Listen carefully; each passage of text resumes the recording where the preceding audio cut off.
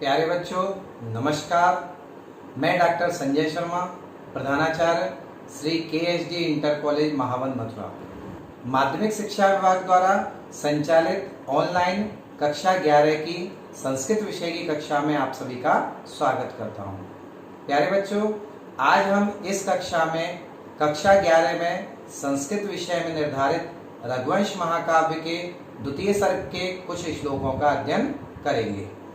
बच्चों, अध्ययन प्रारंभ करने से पूर्व हमारा इस विषय को पढ़ने का उद्देश्य क्या है तथा इस विषय का हमारा अंक विभाजन किस प्रकार है, ये पहले देख लेते हैं। सबसे पहले किसी श्लोक की संदर्भ सहित हिंदी में व्याख्या पूछी जाती है। इसके लिए 7 अंक निर्धारित हैं और उन 7 अंकों में 2 अंक हिंदी में संदर्भ के लिए और 5 अंक हिंदी में व्याख्या के लिए निर्धारित हैं। इसके पश्चात दूसरा, किसी श्लोक की संदर्भ सहित संस्कृत में व्याख्या के लिए भी 7 अंक निर्धारित हैं। इस 7 अंकों में 2 अंक संस्कृत में संदर्भ के लिए और 5 अंक संस्कृत में व्याख्या के लिए। तीसरे नंबर पे कवि परिचय एवं काव्य शैली, ये हिंदी अथवा संस्कृत दोनों में से किसी भाषा में आप लिखें। शब्द सीमा 100 शब्दों की है और इसके लिए 4 अंक निर्धारित हैं। आगे देखिए, काव्यगत तथ्यों एवं भावों पर आधारित वैकल्पिक प्रश्न भी पूछे जाते हैं परीक्षाओं में और इसके लिए 2 अंक निर्धारित हैं। तो सबसे पहले देखिए, उद्देश्यों के अंतर्गत हमारा पहला उद्देश्य इसका है संस्कृत पद्य विधा का परिचय प्राप्त करना। यानी हम इस संस्कृत काव्य खंड को या पद्य खंड को पढ़ेंगे तो हमें संस्कृत पद्य विधा का परिचय प्राप्त होगा। दूसरा है श्लोकों के स्वयं शब्दार्थ, भावार्थ एवं संस्कृत व्याख्या करने की क्षमता का विकास करना, ये हमारा दूसरा उद्देश्य है। तीसरा उद्देश्य हमारा क्या है?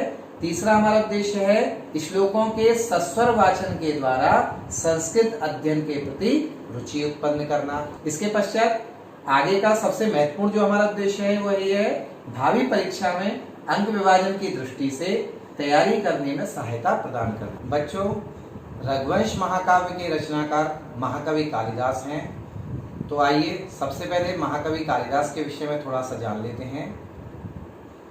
महाकवि कालिदास की गणना भारत के ही नहीं अपितु विश्व के महानतम कवियों में की जाती है। वे संस्कृत साहित्य के मूर्धन्य कवि और निपुण नाटककार थे। इनकी प्रतिभा, अद्भुत कल्पना शक्ति और उत्कृष्ट नाटक निर्माण कौशल पर मुग्ध होकर भारतीय जने कवि कुलगुरु और कवि शिरोमणि आदि उपाधियां देने के लिए बाध्य हुई। इतना ही नहीं अपितु जब इनकी कीर्ति भारत की सीमा को लांघकर विश्व के दूसरे छोर तक पहुंची तो विदेशी जनता ने भी इन्हें विश्व कवि की उपाधि से विभूषित किया। महाकवि कालिदास में नम्रता की पराकाष्ठा थी, आत्मश्लाघा उनमें लेश मात्र भी नहीं थी। इसका प्रमाण रघुवंश महाकाव्य के इन श्लोकों को देखने से मिल जाता है। देखिए 2 श्लोक कौन कौन से हैं जो इन्होंने अपने विषय में लिखे हैं। क्व सूर्य प्रभो वंश क्व चाल्प विश्यामति तितीर्षुर दुष्तरम मोहादुडुपे नस्मि सागरम। तो इन्होंने लिखा है कहाँ तो सूर्यवंश और कहाँ चाल्प विश्यामति, माने यहाँ पर कालिदास बता रहे हैं कि कहाँ थोड़े से विषयों को समझने वाली मेरी बुद्धि। तो मैं कालिदास कह रहे हैं कि मैं वही प्रयास कर रहा हूं जैसे कोई छोटी सी नौका से और जिसको कठिनाई से पार किया जाए ऐसे समुद्र को पार करने की चेष्टा करता है। उसी प्रकार से मैं ये रघुवंश महाकाव्य की रचना करके वही चेष्टा मैं कर रहा हूँ। मंदः कवियश प्रार्थी गमिष्याम्युपहास्यताम् प्रांशुलभ्ये फले लोभात् व उद्बाहुरेव वामनः। इस श्लोक में कालिदास ने अपने आप को इस तरह से बताया है कि मंदः कवि यश प्रार्थी, मैं मंद बुद्धि, कवि यश प्रार्थी, कवि यश को पाने की इच्छा से गमिष्यामि उपहास्यताम, उपहास का पात्र बनूंगा, हंसी का पात्र बनूंगा। और किस प्रकार से हंसी का पात्र बनूंगा? जैसे कोई बौना व्यक्ति, कोई छोटा व्यक्ति और पेड़ पर फल लगा हो, जिस फल को कोई लंबा व्यक्ति ही तोड़ सकता है, लेकिन वो छोटा व्यक्ति या बौना व्यक्ति उस फल को पाने की इच्छा के लिए जिस प्रकार से उछलता है, तो वह उपहास का पात्र बनता है, हंसी का पात्र बनता है। उसी प्रकार से यहाँ कवि कह रहे हैं कि मैं भी उसी प्रकार से इस रघुवंश महाकाव्य की रचना करके हंसी का पात्र बनूंगा। महाकवि कालिदास का जन्म स्थान, स्थिति, काल आदि के विषय में आज भी संदेह बना हुआ है और खेद का विषय है कि कालिदास का काल निर्धारण आज भी संस्कृत साहित्य का सर्वाधिक विवादित प्रश्न है। इसका कारण है कि इनके विषय में किसी प्रकार का कोई पुष्ट ऐतिहासिक तथ्य उपलब्ध नहीं होता है। यही कारण है कि उनका समय ईसा पूर्व प्रथम शताब्दी से लेकर 12वीं शताब्दी तक माना गया है। अब इनका संक्षिप्त सा जीवन परिचय देख लें। जीवन परिचय में महाकवि कालिदास के संबंध में न केवल भारतीय विद्वानों ने अपितु पाश्चात्य विद्वानों ने भी सराहनीय कार्य किए हैं, किंतु अधिकतर विद्वानों के मत आपस में एक दूसरे से मेल नहीं खाते। कोई कुछ कहता है, कोई कुछ कहता है। इनके जीवन के संबंध में डॉक्टर वासुदेव विष्णु मिरासी ने अति प्रशंसनीय कार्य किया है। उन्होंने प्रचलित किंवदंतियों को देते हुए स्पष्ट किया है कि इनमें कोई तथ्यपूर्ण सामंजस्य नहीं है, माने इनमें कोई पुष्ट तथ्य नहीं है, कोई पुख्ता सबूत ऐसा नहीं है जिसके आधार पर हम कह सकें ये किंवदंती सबसे विश्वसनीय है। इनके संबंध में अनेक किंवदंतियां प्रचलित हैं। इनके विषय में जो जनश्रुति या किंवदंती सर्वाधिक प्रसिद्ध है, उसके अनुसार कालिदास पहले महामूर्ख थे। राजा शरदानंद की विद्योत्तमा नाम की एक परम विदुषी एवं सुंदर कन्या थी। उसे अपनी विद्या का बड़ा अभिमान था। इस कारण उसने शर्त रखी थी कि जो कोई भी उसे शास्त्रार्थ में पराजित करेगा वह उसी के साथ विवाह करेगी। बहुत से विद्वान वहां आए, परंतु कोई भी उसे शास्त्रार्थ में पराजित नहीं कर सका। इस ईर्ष्या के कारण विद्वानों ने उसका विवाह किसी महामूर्ख से कराने का निश्चय किया। विद्वान महामूर्ख की तलाश में चल दिए। मार्ग में उन्होंने देखा कि एक अत्यंत सुंदर युवक जिस डाली पर बैठा है उसी को काट रहा है। वह युवक और कोई नहीं, कालिदास ही थे। विद्वानों ने कालिदास को यह कहकर अपने साथ कर लिया कि हम तुम्हारा विवाह एक राजकुमारी के साथ करेंगे, लेकिन तुम्हें इसके लिए एक शर्त है, तुम्हें कुछ भी बोलना नहीं है, मौन रहना है केवल। विद्योत्तमा और कालिदास का शास्त्रार्थ प्रारंभ हुआ। विद्योत्तमा जो भी पूछती, कालिदास बिना कुछ कहे अपनी मूर्खता के अनुसार कुछ संकेत करके उसका उत्तर देते। सबसे पहले विद्योत्तमा ने एक उंगली का इशारा किया तो कालिदास ने समझा कि यह मेरी एक आंख फोड़ना चाहती है। तो कालिदास ने यहाँ पर क्या किया है, कालिदास ने दो उंगली दिखा दी है और उन्होंने कहा कि तुम मेरी एक आंख फोड़ोगी, मैं तुम्हारी दोनों आंख फोड़ दूंगा। दूसरी बार विद्योत्तमा ने 5 उंगलियों का इशारा किया तो कालिदास ने समझा कि यह मुझे थप्पड़ मारना चाहती है। अब कालिदास ने इसका संकेत किया कि तुम मुझे थप्पड़ मारोगी तो मैं तुम्हें घूसा मारूंगा। विद्वानों ने कालिदास के द्वारा किए गए संकेतों का अर्थ अपने अनुसार किया, जिससे विद्योत्तमा संतुष्ट हो जाती हैं और अंत में विद्योत्तमा स्वयं को पराजित मान लेती हैं और इस प्रकार से कालिदास और विद्योत्तमा का विवाह संपन्न होता है। परंतु विवाह की प्रथम रात्रि को ही रास्ते में जाते हुए एक ऊंट को देखकर पत्नी ने, विद्योत्तमा ने पूछा किमिदम। तब कालिदास ने अशुद्ध उच्चारण करते हुए उट्र उट्र कहा, जबकि शुद्ध शब्द होता है उष्ट्र। तो यहाँ पर कालिदास ने उट्र उट्र शब्द का उच्चारण किया। विद्योत्तमा को जब पता चलता है तो विद्योत्तमा विद्वानों के षड्यंत्र को जानकर बहुत दुखी होती है और रोने लगती है। उन्होंने कालिदास को घर से धक्के देके निकलवा दिया। कालिदास यहाँ पर आत्महत्या करने के उद्देश्य से काली देवी के मंदिर में जाते हैं, परंतु काली देवी यहाँ पर कालिदास से प्रसन्न हो जाती हैं और उनको विद्या का वरदान देती हैं, जिससे थोड़े ही समय में वह शास्त्र निपुण होकर एक दिन वापस विद्योत्तमा के पास आए और वहां महल का दरवाजा बंद देखकर उन्होंने कहा। अनावृत कपाटम द्वारम देहि।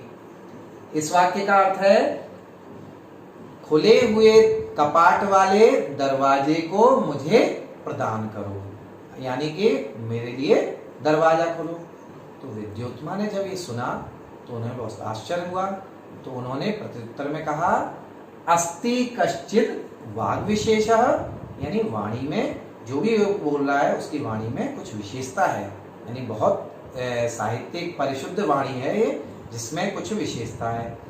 तो अब देखिए विद्योत्मा ने जो ये वाक्य उच्चारित किया है, अस्ति कश्चित वाग विशेषः, ऐसा कहा जाता है कि कालिदास ने इसी वाक्य के 3 पदों को लेकर, 3 शब्दों को लेकर, पहला अस्ति, दूसरा कश्चित और तीसरा वाग, इन 3 शब्दों को लेकर 3 ग्रंथों की रचना की है। अस्ति शब्द से यहाँ पर कालिदास ने कुमार संभव नामक महाकाव्य की रचना की है, जिस कुमार संभव महाकाव्य का सबसे प्रथम श्लोक ये है, और इस सबसे प्रथम श्लोक का सबसे पहला शब्द अस्ति है। तो देखिए ये श्लोक कैसे है। अस्ति उत्तरस्याम दिशि देवतात्मा हिमालयो नाम नगाधिराजः पूर्वापरौ तोय निधि वगायः स्थितः पृथिव्या एव मानदंडः। ये कुमार संभव महाकाव्य का प्रथम श्लोक हुआ। अब दूसरा श्लोक देखिए। कश्चित से यहाँ पर कालिदास ने मेघदूत नामक खंड काव्य की रचना की, इस प्रकार से की है, और उसका सबसे पहला जो श्लोक है वह यह है, और उससे सबसे पहले श्लोक का सबसे पहला शब्द कश्चित है। ये देखिए कश्चित जो लिखा हुआ है ये सबसे पहला शब्द है। तो देखिए ये श्लोक किस प्रकार से है।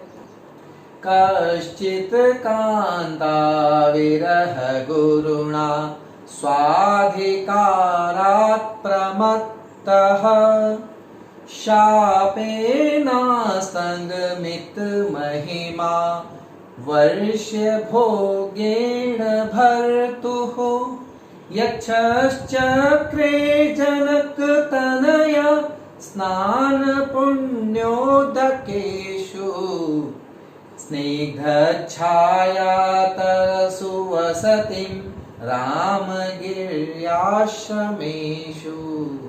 तीसरा शब्द यहाँ पर वाग था। वाग शब्द से इन्होंने रघुवंश महाकाव्य की रचना की, जो कि हमारे पाठ्यक्रम में है, जिसका कि हम अध्ययन करेंगे। तो इस रघुवंश महाकाव्य का सबसे पहला श्लोक ये है, और इस सबसे पहले श्लोक का सबसे पहला शब्द वाग है। वह किस प्रकार से देखिए। वागर्था विव संप्रक्तौ वागर्थ प्रतिपत्तये जगतः पितरौ वंदे पार्वती परमेश्वरौ। ये रघुवंश महाकाव्य का सबसे पहला श्लोक है। अब बच्चों हम कालिदास की रचनाएं कौन कौन सी हैं, उन्होंने कितनी रचनाएं की हैं, ये देखते हैं। कालिदास ने जो प्रसिद्ध कालिदास की रचनाएं हैं, वो कालिदास की रचनाएं 7 हैं। वो किस प्रकार से, इनमें 3 नाटक हैं, 2 महाकाव्य हैं और 2 खंड काव्य हैं। तो 3 नाटक कौन कौन से हैं। सबसे पहला विश्व प्रसिद्ध अभिज्ञान शाकुंतलम नाटक, दूसरा विक्रमोर्वशीयम, तीसरा मालविकाग्निमित्रम। महाकाव्य कौन कौन से हैं इनके। पहला रघुवंश महाकाव्य, दूसरा कुमार संभव महाकाव्य, और खंड काव्य या गीत काव्य भी जिनको कहते हैं वो कौन कौन से हैं। वो पहला है मेघदूत और दूसरा ऋतुसंहार। इस प्रकार से ये कालिदास की रचनाएं होती हैं। अब बच्चों हम रघुवंश महाकाव्य जो हमारे पाठ्यक्रम में है, उस रघुवंश महाकाव्य के विषय में भी संक्षेप में जान लेते हैं। महाकवि कालिदास की इन 7 रचनाओं में से रघुवंश महाकाव्य के विषय में कहा जाता है का इह रघुकारे न रमते, अर्थात संसार में ऐसा कौन व्यक्ति होगा जिसे रघुवंश महाकाव्य को पढ़ने या सुनने में आनंद अनुभूति नहीं होती होगी। रघुवंश महाकाव्य के नाम की सार्थकता निम्नलिखित वाक्य से स्पष्ट होती है। यह वाक्य किस प्रकार है देखिए। रघुणाम वंशः वर्णयते यस्मिन् तत् काव्यम, यानी जिसमें रघु के वंश का वर्णन है वह रघुवंश महाकाव्य है। रघुवंश महाकाव्य का मूल आधार ग्रंथ या उपजीव्य ग्रंथ वाल्मीकि रामायण है। संपूर्ण रघुवंश महाकाव्य का कथानक 19 सर्गों में विभक्त किया हुआ है, जिसमें इक्ष्वाकु वंशीय राजा दिलीप के जन्म से लेकर अग्निवर्ण तक के राजाओं का वर्णन किया गया है। सभी सर्गों के कुल श्लोकों की संख्या 1569 है। रघुवंश महाकाव्य के द्वितीय सर्ग में 75 श्लोक हैं। इनमें से कक्षा 11 के पाठ्यक्रम में हमारे श्लोक संख्या 1 से लेकर 40 श्लोक तक हैं, तथा कक्षा 12 के पाठ्यक्रम में श्लोक संख्या 41 से लेकर और श्लोक संख्या 75 तक है। अब बच्चों, अध्ययन प्रारंभ करने से पूर्व हम इसकी पूर्व कथा जान लेते हैं संक्षेप में कि इस द्वितीय सर्ग हमारे पाठ्यक्रम में है। इस द्वितीय सर्ग से पूर्व प्रथम सर्ग में क्या कथा आई है, जो कथा आई है उस कथा को हम संक्षेप में जान लेते हैं। देखिए, प्रथम सर्ग राजा दिलीप के चरित्र वर्णन से प्रारंभ होता है। पुत्र विहीन राजा दिलीप अपनी पत्नी सुदक्षिणा के साथ पुत्र प्राप्ति की कामना से अपने कुलगुरु वशिष्ठ के आश्रम में जाते हैं। वशिष्ठ उनकी पुत्र विहीनता के उपाय के रूप में अपने आश्रम में निवास करने वाली कामधेनु की पुत्री नंदिनी नामक गौ की सेवा करने का परामर्श यहाँ पर देते हैं। इतनी कहानी हमारी प्रथम सर्ग में ये आती है। तो आइए प्रारंभ करते हैं रघुवंश महाकाव्य का प्रथम श्लोक का सस्वर वाचन। अथ प्रजानामधिपः प्रभाते जाया प्रतिग्राहित गंधमाल्यां वनाय पीत प्रतिबद्धवत्सां यशोधनो धेनुमृषेर्मुमोच। यहाँ इसकी व्याख्या से पूर्व हम अन्वय समझेंगे। अन्वय के अनुसार हम जब अर्थ करते हैं तो श्लोक का अर्थ स्वतः होते चले जाता है। तो देखिए अन्वय किस प्रकार से है। अथ यशोधनः प्रजानाम अधिपः प्रभाते जाया प्रतिग्राहित गंधमाल्यां पीत प्रतिबद्ध वत्साम ऋषे धेनुम वनाय मुमोच। तो आइए आप देखते हैं इसकी हिंदी में व्याख्या। अथ माने इसके पश्चात, यानी रात्रि व्यतीत होने के पश्चात। यशोधना यश ही है जिनका धन, ऐसे राजा दिलीप। प्रजानाम अधिपः प्रजा के स्वामी, यहाँ प्रजा के स्वामी कौन है, राजा दिलीप। प्रभाते माने सुबह सुबह, प्रातः काल की। जाया प्रतिग्राहित गंधमाल्याम यानी पत्नी के द्वारा जिसको सुगंधित माला पहनाई गई है ऐसी। और पीत प्रतिबद्ध वत्साम यानी पहले तो वत्सा, वत्स का अर्थ है पे जिसके बछड़े ने, जिसके बछड़े ने नंदिनी गाय का दूध पी लिया है, और प्रतिबद्ध और जिसको बांध दिया गया है। तो पीता और प्रतिबद्ध पी लिया है, उसके पास पश्चात बांध दिया गया है, ऐसे बछड़े वाली ऋषि वशिष्ठ की धेनुम माने गाय यानी नंदिनी गाय को वनाय मुमोच वन में विचरण करने के लिए मुमोच माने छोड़ दिया गया है ना। तो अब देखिए इस प्रकार से इसकी हिंदी में व्याख्या बनी कि रात्रि व्यतीत होने के पश्चात यश ही है जिनका धन, ऐसे प्रजा के स्वामी है ना। और सुबह सुबह प्रजा के स्वामी राजा दिलीप ने प्रातः काल ही पत्नी के द्वारा जिनको सुगंधित माला पहनाई गई है और जिसके बछड़े ने जिसका दूध पी लिया है और उसको बांधा जा चुका है, ऐसे बछड़े वाली ऋषि वशिष्ठ की धेनु यानी नंदिनी को वन में विचरण के लिए मुमोच माने छोड़ दिया गया है। इसका संदर्भ सरल ही है, संदर्भ जैसे आप हिंदी में लिखते हैं वही आपको यहाँ पर लिख कि प्रस्तुत श्लोक महाकवि कालिदास के द्वारा रचित रघुवंश महाकाव्य के द्वितीय सर्ग से उद्धृत है। इतना लिखना है। इसके पश्चात थोड़ा संग देना है कि इसमें यहाँ पर राजा दिलीप के द्वारा नंदिनी गाय को वन में विचरण के लिए छोड़े जाने का वर्णन किया गया। संस्कृत में व्याख्या करने से पूर्व इस श्लोक पर संस्कृत में संदर्भ किस प्रकार से बनेगा और संस्कृत में प्रसंग किस प्रकार से होगा ये देख लेते हैं। तो आप संस्कृत में जो संदर्भ होगा वो उसके संदर्भ को आप इस प्रकार से भी लिख सकते हैं। प्रस्तुतः श्लोकः महाकवि कालिदास विरचितस्य रघुवंश महाकाव्यस्य द्वितीय सर्गात् अवतरितः अस्ति। प्रसंग के रूप में आप लिख सकते हैं अत्र महाकवि राज्ञा धेनो मोचनम वर्णयति। ये आप यहाँ पर प्रसंग के रूप में दे सकते हैं। अब आइए इसकी संस्कृत व्याख्या देखते हैं। संस्कृत व्याख्या किस प्रकार से बनेगी, देखिए।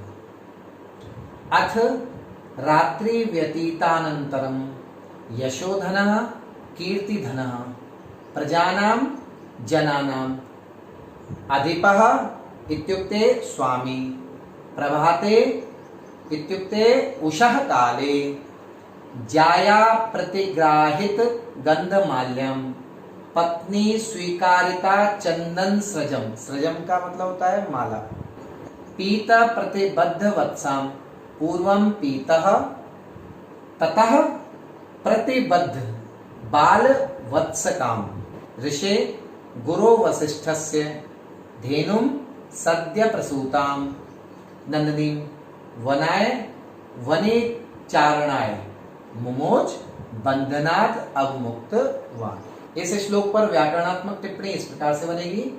सबसे पहला शब्द है यशोधन, यशः एव धनम यस्य सह यशोधनः। ये इस प्रकार से बहुब्रीहि समास है यहाँ पे। तो बहुब्रीहि समास बनके यशोधन शब्द बना और इसमें प्रथमा विभक्ति एक वचन बनकर ये यशोधनः शब्द यहाँ पर बनता है। आगे देखिए, जाया प्रतिग्राहित गंधमाल्यम गंधश्च माल्यंच गंधमाल्ये परवल्लिंगता, यहाँ पर हुई।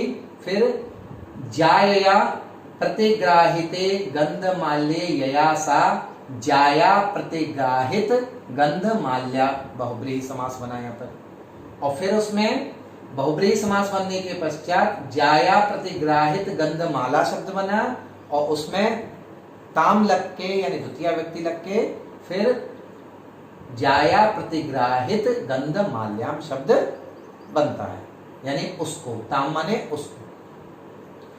पीता प्रतिबद्ध वत्साम, ये शब्द किस प्रकार से बना, प्रथमम पीतः पश्चात प्रतिबद्ध वत्सो यस्यासा पीत प्रतिबद्ध वत्साम, ये बहुब्रीहि समास बना है इसका। और ताम, ये इस प्रकार से पीत प्रतिबद्ध वत्साम शब्द यहाँ पर बनता है। आगे देखिए, इसी शब्द की व्युत्पत्ति और क्या है। पानम अस्यास्तिति अर्थे पा धातु से अच अर्श आदिभ्योच पीतः और प्रति बद्ध और कथ प्रत्यय लगकर पीत प्रतिबद्ध वत्साम शब्द बनता है। मुमोच शब्द किस प्रकार से बना, मुच धातु से परोक्ष लिट में प्रथम पुरुष एक वचन में मुमोच शब्द बनता है। इस प्रकार से बच्चों ये यहाँ पर इसकी व्याकरणात्मक टिप्पणी हुई। तो इस श्लोक में काव्य सौंदर्य इस प्रकार रहेगा। यहाँ पर रीति वैदर्भी है। वैदर्भी रीति क्या होती है उसको भी समझ लीजिए। मधुर शब्द हो जिसमें, ललित रचना हो जिसमें, समासों का या तो सर्वथा अभाव हो या छोटे समास युक्त पदों का होना वैदर्भी रीति के अंतर्गत आता है। गुण यहाँ पर मधुर है, क्योंकि वैदर्भी रीति का गुण मधुर है इसलिए यहाँ पर गुण मधुर होगा। छंद यहाँ पर उपजाति है। अलंकार यहाँ पर पीत प्रति तथा यशोधनो धेनु दोनों में समान व्यंजनों की एक बार आवृत्ति होने से छे का अनुप्रास अलंकार यहाँ पर है। देखिए यहाँ पर प और प, त और त ये आवृत्ति हो रही है। इसी प्रकार से धेनु और धेनु यहाँ पर ध और न ये व्यंजनों की आवृत्ति हो रही है, इसलिए छे का अनुप्रास यहाँ पर अलंकार है। बच्चों, अध्ययन तभी सफल है जब अध्ययन का मूल्यांकन सही ढंग से किया जाए। तो आज हमने जो यहाँ पढ़ा है उस पढ़े हुए का मूल्यांकन हम स्वयं करेंगे और स्वयं इस चीज को देखेंगे कि हमने जो पढ़ा है वो हमें कितना सीखा है। उसके लिए यहाँ पर मैं गृह कार्य के रूप में आपको कुछ श्लोकों से संबंधित वस्तुनिष्ठ प्रश्न दे रहा हूँ। इन वस्तुनिष्ठ प्रश्नों के उत्तर आपको स्वयं देने हैं और स्वयं देकर आप अपना स्व मूल्यांकन करेंगे कि आपने जो पढ़ा है वो कितना सीखा है। जब आप इन वस्तुनिष्ठ प्रश्नों के उत्तर पूरे सही तरह से दे देंगे तो इसका मतलब आपने अच्छी तरह से सीख लिया है। तो देखिए किस प्रकार से वस्तुनिष्ठ प्रश्न है। पहला है कालिदासः पूर्वे कथम आसीत्। यहाँ पर 4 विकल्प हैं, विद्वान, चतुरः, महामूर्खः अथवा अज्ञानी। इनमें से जो सही विकल्प हो उसको लिखेंगे आप। दूसरा प्रश्न है कालिदासस्य पत्न्याः नाम किम आसीत्। इसमें भी 4 विकल्प हैं, कलावती, मणिका, विद्योत्तमा और मैत्री। इन 4 विकल्पों में से जो सही नाम हो उसको आप लिखेंगे कालिदास की पत्नी का। कालिदासस्य कति प्रसिद्धाः रचनाः सन्ति। कालिदास की कितनी रचनाएं प्रसिद्ध हैं? 1, 2, 7 अथवा 10। आगे देखिए, प्रजानाम अधिपः प्रभाते ऋषे धेनुं कुत्र मुमोच। यानी राजा दिलीप ने प्रातःकाल जो ऋषि की धेनु है उस नंदिनी धेनु को के लिए छोड़ा। नगराय, आश्रमाय, वनाय, कक्षाय। इनमें से जो सही विकल्प है उसको आप देंगे। और 5वां प्रश्न देखिए, दिलीपस्य गुरोः नाम किम आसीत्। दिलीप के गुरु का नाम क्या था? मातंगः, वशिष्ठः, वाल्मीकि अथवा भारद्वाज। इनमें से जो सही विकल्प हो उस सही विकल्प को आप देंगे। तो बच्चों, आज हमने यहाँ इस कक्षा में महाकवि कालिदास का जीवन परिचय पढ़ा, इस पद्य खंड का अंक विभाजन किस प्रकार से ये पढ़ा, तथा इस अध्ययन को या इस कक्षा को करने का हमारा उद्देश्य क्या है इस बारे में पढ़ा। उद्देश्य के विषय में बच्चों यहाँ पर आपको पुनः एक बार स्मरण करा देता हूँ मैं।